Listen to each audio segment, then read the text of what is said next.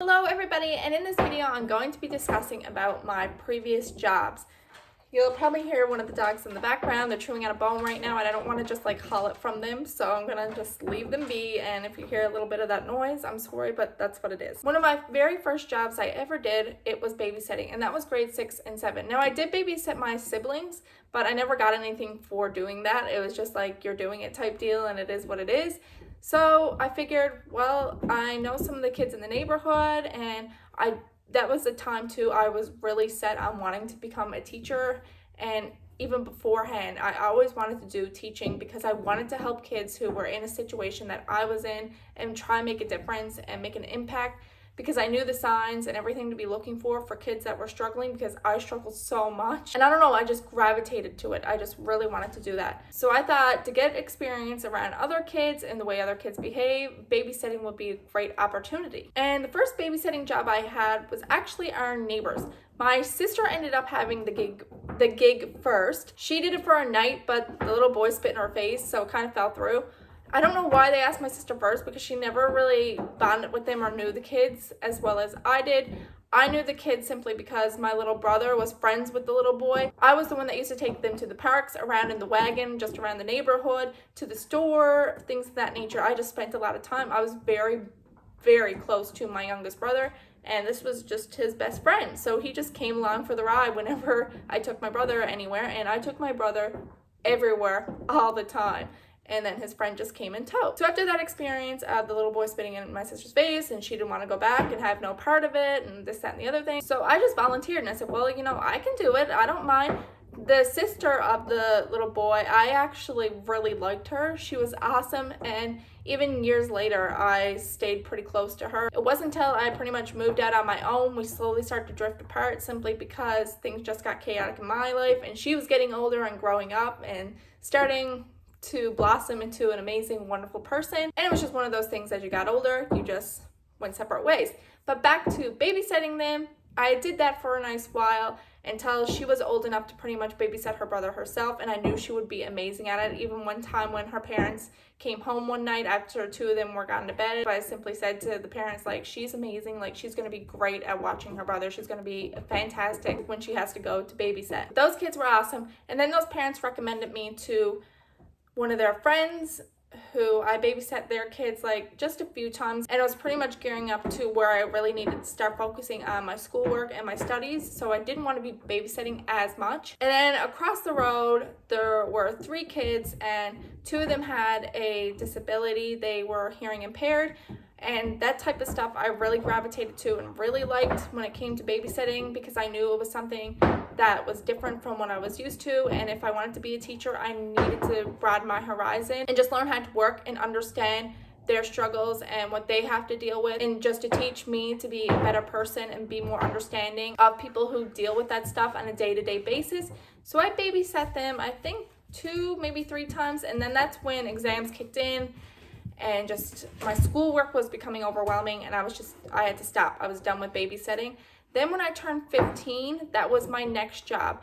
And oh, this is the one I hate discussing because I cannot stand this job. My cousin ended up working here. My aunt got him a job there, and he wanted to work there. I had no interest. I was 15 years old. We were in our final house. If you watch my other Dear Diary series of all the moving I've done, this was in the final house. We were finally getting kind of settled. I was starting to make friends, and then all of a sudden my mother was like, oh, you're working here too. And I called and I signed you up, because where I was 15, she had to sign to say that I could legally work and I was allowed to work, because I wasn't 16 yet. And I was just like, okay. And she's like, yeah, this is perfect, because then buying your own school supplies and your clothes for school is going to be so much easier. And I was just like, awesome, there goes my entire summer. And 2, it's not even a job I want to work at. I absolutely loved history, and anything to do with history, it was one of my things back in school. I adored, and even to this day, I just love that type of stuff, and it's something that me and my husband actually connect on because he likes that type of stuff. But anyway, this job was pretty much reenacting one of the old wars that happened and what transpired, and it was pretty much like dressing up like the regiment and reacting it and this, that, and the other thing. And you would think I was all about that because I like the arts, but at 15 years old, when all I wanted to do was hang out with my friends and I was finally done that study, just focusing on school. And I knew how much I was struggling with reading and writing, and I just wanted a break. Then I got thrown into this that I was just not in any mood whatsoever to do or work at. But I ended up working there, worked my summer there, and dreaded every second of it, honestly, every second of it. Then when I was 17, I ended up going back to babysitting again, and this time it was a brother and sister, and one of them had autism, and I worked there for the summer. I never worked with anybody who had autism before, and I knew, okay, this is going back to where I wanted to go to in terms of teaching, especially if I decided down the road I would want to be a special education teacher. I needed to educate myself and become more understanding of autism. I ended up working there this summer, and this job I did really like. I liked the fact how I had to sit down each evening and do up pretty well a schedule. With the type of autism he had, he was very he had to be on a set schedule every day, and it had to be the same thing day in and day out.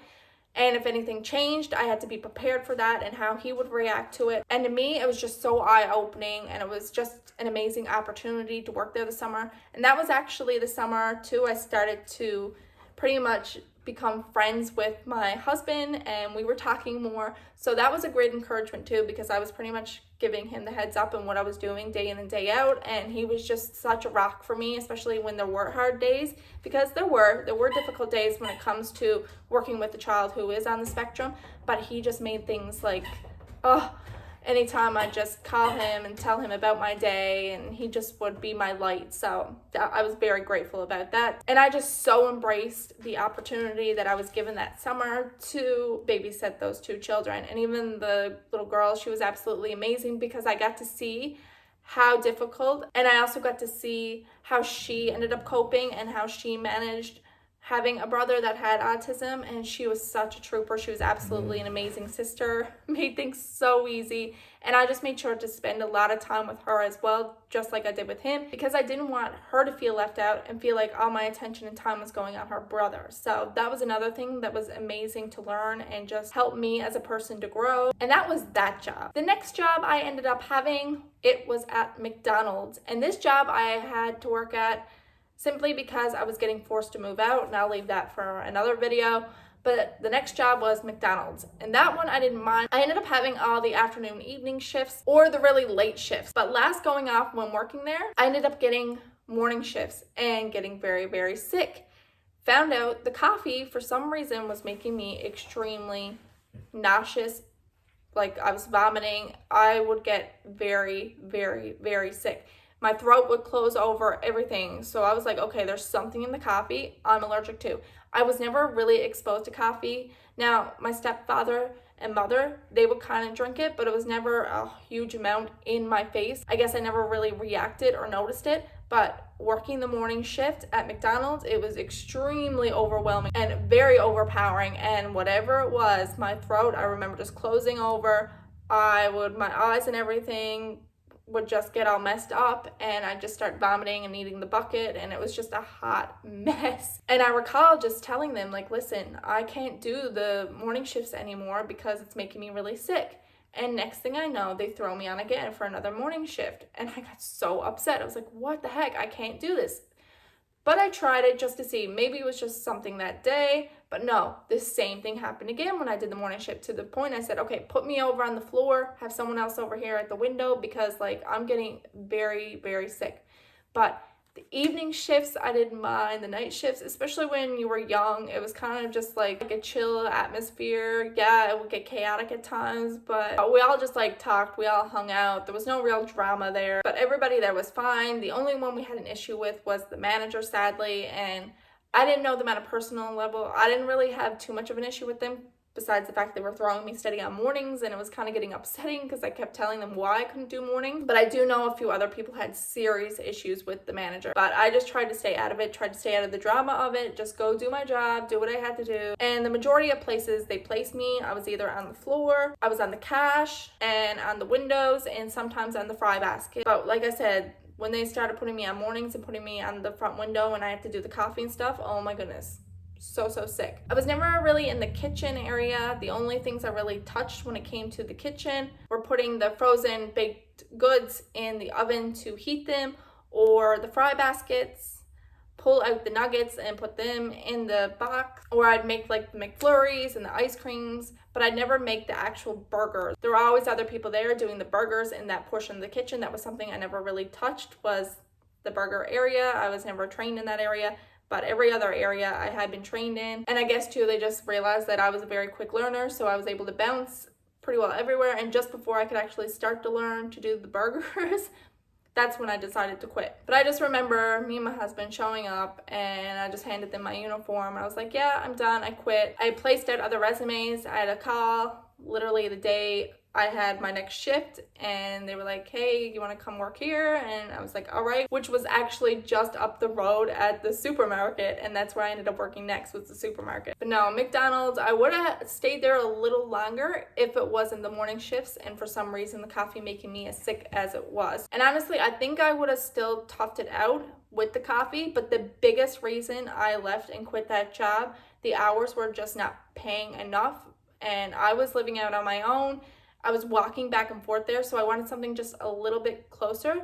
So like I said, I ended up getting a job at the supermarket that was still a little ways away from the place I was renting, but not as far as McDonald's was. At the time, I didn't have a vehicle. I had to get back and forth to work. But after leaving McDonald's and starting at the supermarket, I was on the cash. So first starting out there, that's what I was hired on to do, was to be a cashier. I was doing okay with it, but there were times, certain words I was struggling with, as some of you know, with my reading and my writing, and I would get really, really frustrated and overwhelmed. So then one of the girls actually who worked in the meat department was like, hey, did you want to just come back with us? Well, I'm doing up some labels. I need a hand type deal. I need someone just to help me with the boxes, to unload the truck. You want to just give me a hand? And I really liked her. She was spunky and fun, and I was like, okay, awesome, sure, why not? And then I went back there, and there were, I think, 2 other guys back there who also worked in the meat department, and we all just became like buddy, and I kind of slowly just started drifting away from the cash and going back there more and more, and I kept requesting those in the meat department, hey, can you put me on this schedule, and I just come back here and do this stuff and do up the labels and unload the truck with you and put out the meat and stuff like that. And they were just like, okay, and that's what kind of slowly happened. Now, the head of the cash wasn't very happy about this, but at the same time, I was kind of like tickled pink because it wasn't as stressful for me anymore. I didn't have to get on the cash and deal with people that were being really ignorant because I was taking longer than they wanted me to take, because I was trying her to sound out some of the words or certain stuff that was popping up, because they were asking me to, I remember I had a customer who would ask me to look for something and ask me the price, and I was here like, what was that? So then I'm there looking at the screen, the computer screen, trying to sound it out, and oh, it was terrible, absolutely terrible. But no, meat department, I loved it, didn't mind it. The girl who was there ended up quitting and leaving. I was so devastated and upset. And there was another lady I was becoming really close with who was she was an older lady, but she was so nice, so friendly. She was like the epitome of a great older employee that you looked up to, and she was in the produce department. She ended up quitting. I was so devastated. I was like, oh my goodness, everybody I like is leaving. The thing is, when I got hired on, the company switched franchises and they were a new establishment. So a lot of the people who worked at the old supermarket under the old name, I guess, didn't like what the new supermarket and the new manager and everything else was doing, and the new owner of that supermarket was doing, because he was the type, he kind of went like on a power trip. But after a while of working in meat department and then the other one up on the cash, wanting me on the cash, I started then trying to just bounce back and forth. So I would do shifts every now and then on the cash, and then I would do shifts every now and then in the meat department just to please her, also up on the cash, the head cashier. But I ended up working there until I went on a trip. And then when I came back from a trip to check the schedule, apparently, even though I told her and put in my vacation request, she told me she wasn't aware that I went on vacation, but I had an insider who still worked there go up and check, and it was on the calendar that was up in the main office stating that when I was gone and when I was coming back. And she acted like she didn't know, and then said, oh, well, it's going to be a few days or whatever before I get you back on the schedule. And I was like, well, I need a job and I need to work now, so peace out. I got to find somewhere to go. I'm not waiting a few days or a week. I have rent and stuff to pay. I'm just back from a trip, so I'm not dealing with this right now. And it was literally, again, the same day, just like McDonald's the same day, I ended up getting another job, and I ended up getting hired on there as a cashier as well. And that I actually didn't mind at all. I enjoyed it. I thought it was fun. It was right into the type of stuff I liked because I was so into construction and everything else. At that time too, I was deliberating to go to trade school, and I'll do all about my school adventure in another video. But yes, at this time when I was at the building supply store, I had high expectations of trade school on the mind and the brain. So I was like, okay, this is perfect for what I want to do. And it was also paying more than what the supermarket was paying anyway. Another huge reason why I was jumping from job to job, I'd go to the job that was paying more than the previous job. I never go for a job that was less or of equal value because I knew I had bills to pay. I was out now paying rent, paying electricity, trying to buy my food. The supermarket was paying more than McDonald's was, but the building supply store was also in a union and paying more than what the supermarket was paying. Also, the building supply store was guaranteeing me 40 hours a week, which the supermarket couldn't really do, and McDonald's definitely wasn't doing. But no, I worked there for a nice while. I enjoyed it, and it was good and fun. That was actually one of the first places I got my husband a job. Now, he worked other places before, but in terms of me getting him a job, this was the first one. There was a truss plant that was next door. They were hiring on, and I just told my husband, I was like, hey, why don't you go work there type deal. I told the ones on the front, because he was my boyfriend at the time, that, hey, my boyfriend is here. He's looking for a job, and I know you guys are hiring. He has experience in the construction industry. Here you go. You should hire him. He handed his resume in, and they hired him. So that was kind of good, too. It was convenient. It was easier, because at that time, too, we were living together, which made transportation so much easier to get back and forth. And it was a big sale day for the building supply store. I had other things going on prior, and I still tried to work there. My hours, I ended up reducing them because I ended up getting sick. Other things happened medically, and I was just not in a good place. And the head cashier was kind of pushing more and more on me, and I wasn't ready to take more and more. I even went back to work when I wasn't supposed to go back to work, but I knew I needed the money. I needed to help out my boyfriend as well. Like, I couldn't expect him just to do it all on his own, and I had to get a special request from my doctor and everything to like get me back to work and say like, here, can you let me go back sooner than what I was supposed to, just because I need to help him out with the bills. Sicky, I just wasn't cutting it anymore because that's what I was on because of what was happening to me medically. And I knew I shouldn't go back because I was still sick, but at the same time I was like, I got to go back. I got to help him. That was my only concern and what was on my mind.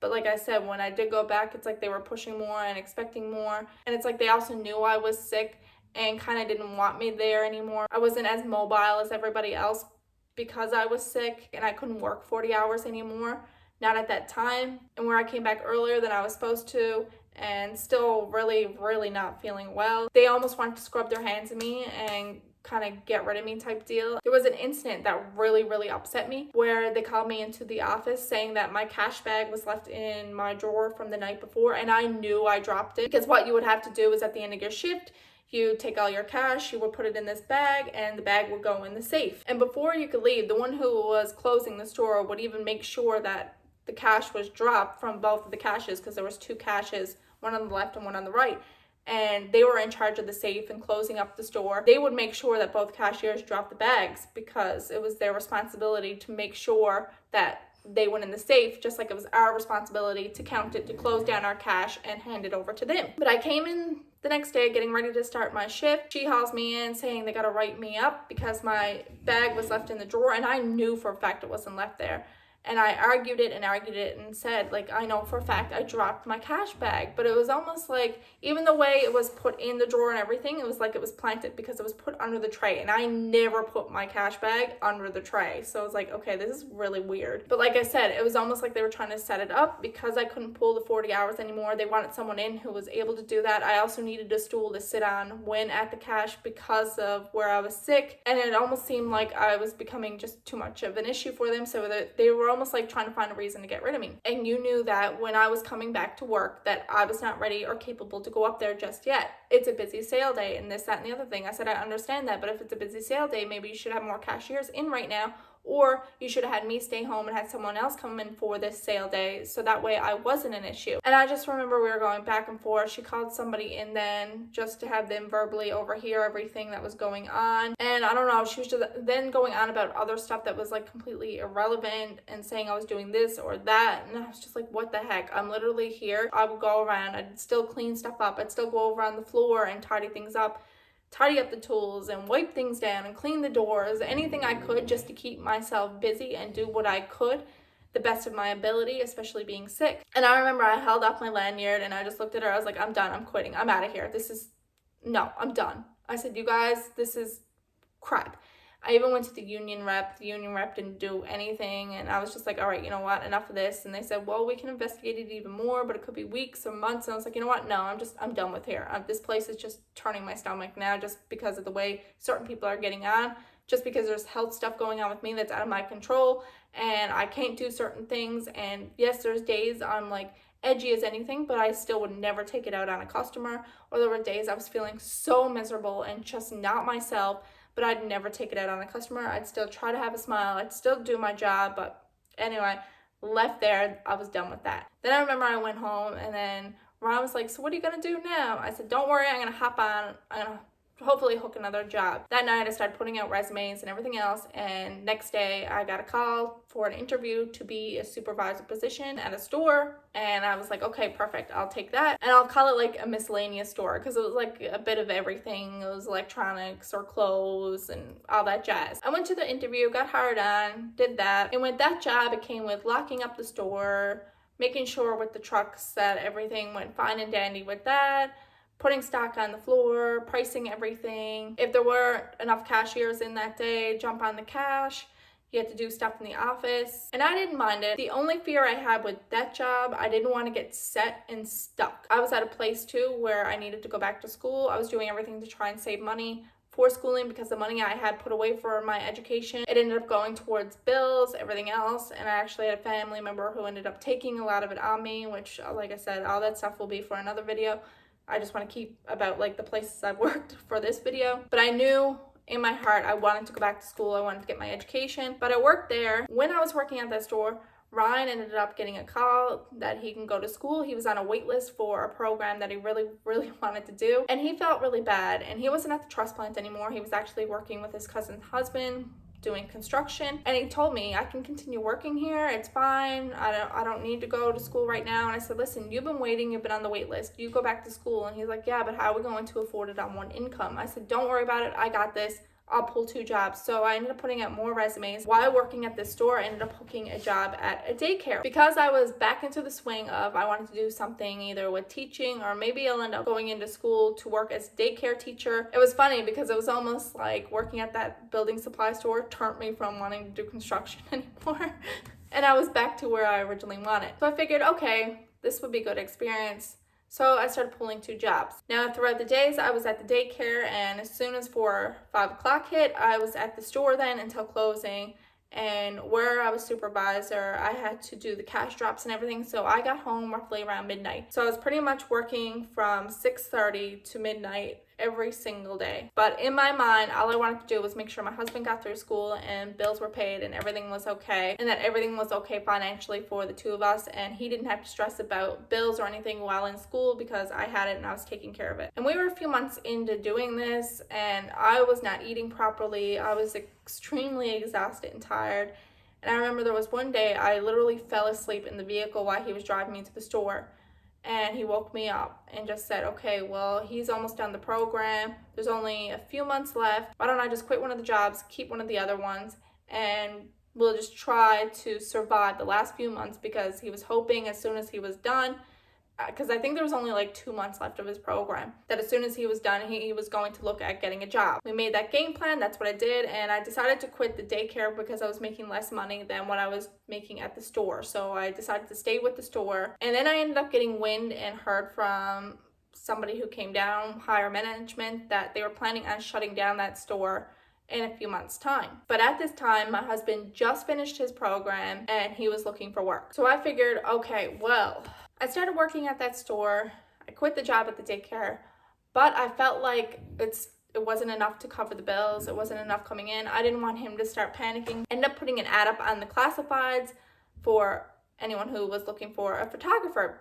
I did really enjoy pictures. I loved it. I was okay at it. I wasn't like no great, amazing photographer, but I was okay at it. So I made sure not to charge a high amount. I even put down that I was an amateur photographer. I was charging like bottom of the barrel prices, but I ended up doing that on the side because I could at least pick my own hours and select what days worked also for my husband and myself that worked around the store's hours. And that's what I did then. I worked at the store, and then occasionally I would do photography gigs. My husband, he was out trying to find a job in that program that he had completed, and I ended up getting wind from one of higher management that the store I worked at, they were planning on shutting it down and closing up shop. And I was like, uh-oh, okay, this right now is my sole income. I was doing the photography on the side, but this was pretty much a guaranteed steady income that was coming in, and my husband was still looking for work.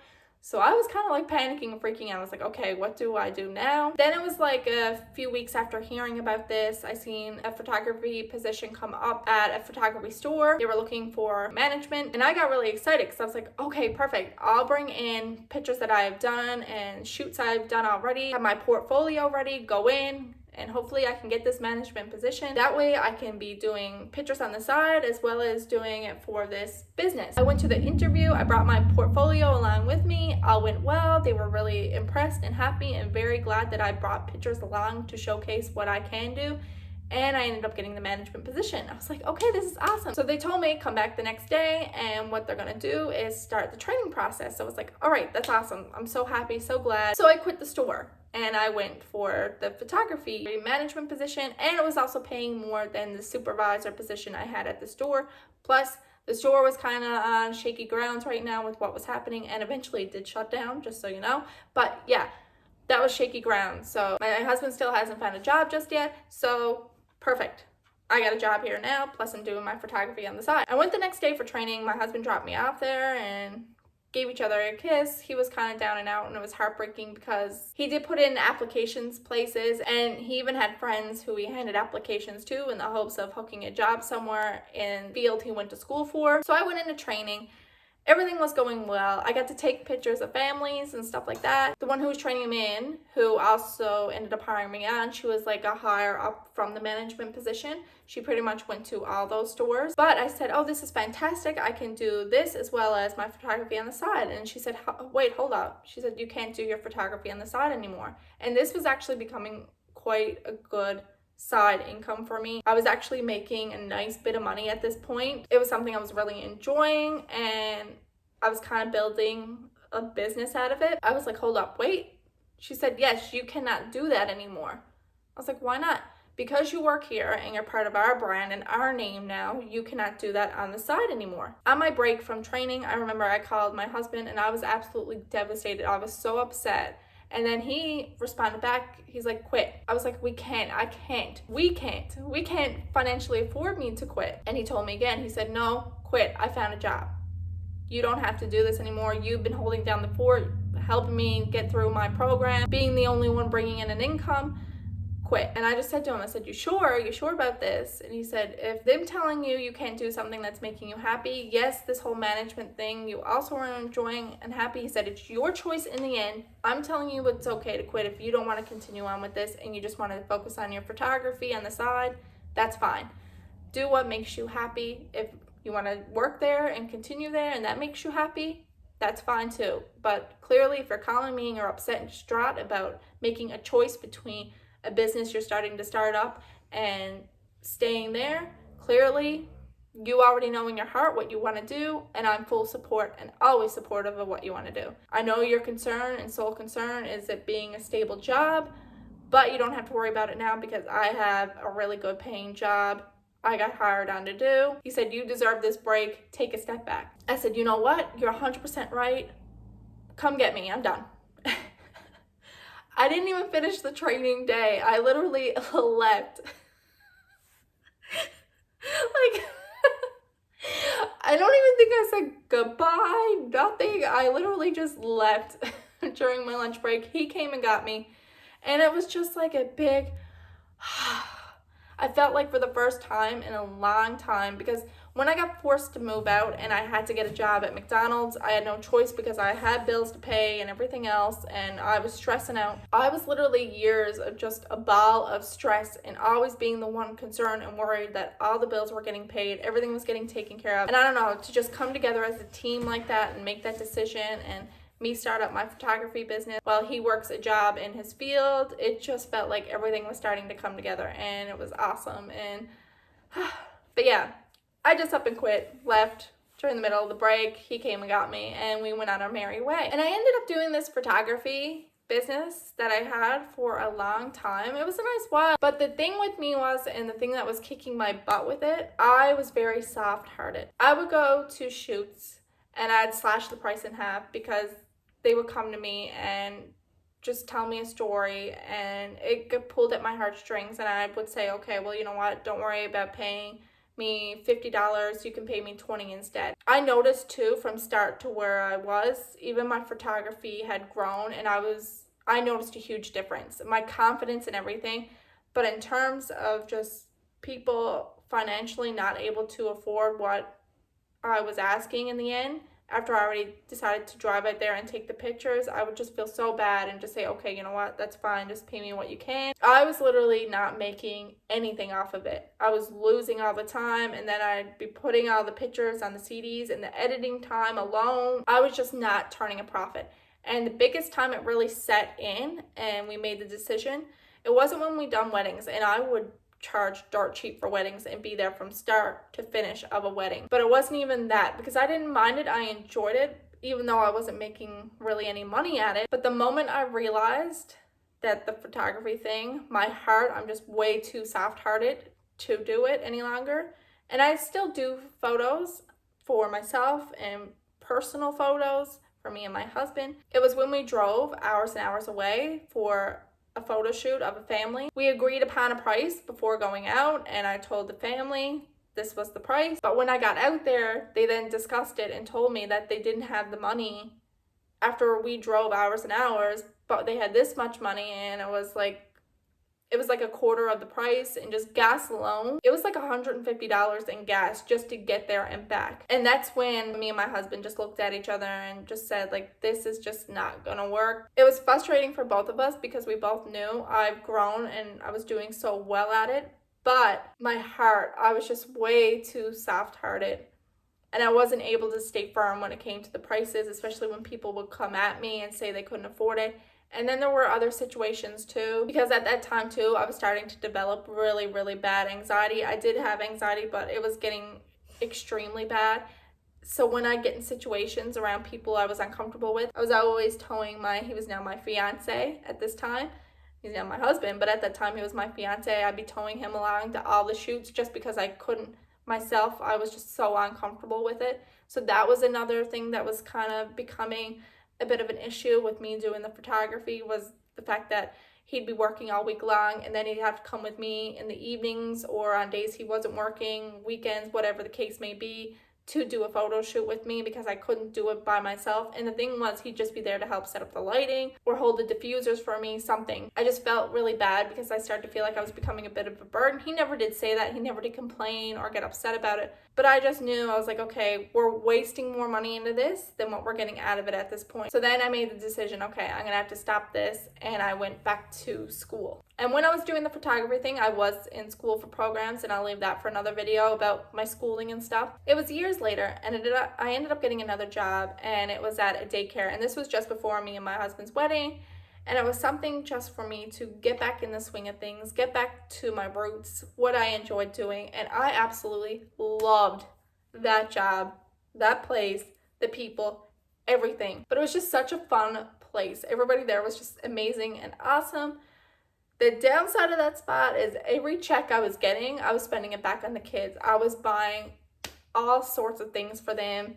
Art stuff, activities, every day I was picking up stuff to bring into the daycare classroom so the kids had stuff to do, activities to do. I was all about that, and I had some stuff go on personally that made me even more want to just be there for these kids, to help these kids. I absolutely loved it. And it wasn't a job that me and my husband knew I was really going to make any money at. I was just working for the sake of working at this point because I wanted to just get out and do something. And something I knew I would enjoy is probably working at a daycare, and that's what I did. That place, I didn't bring home a cent because every check, like I said, went towards activities, games, and things for these kids. I remember I went out to Party City because I wanted to do a circus theme day for the kids, and I spent hundreds of dollars on different circus stuff just for that day. I remember there was another day that we were doing hand painting with the kids.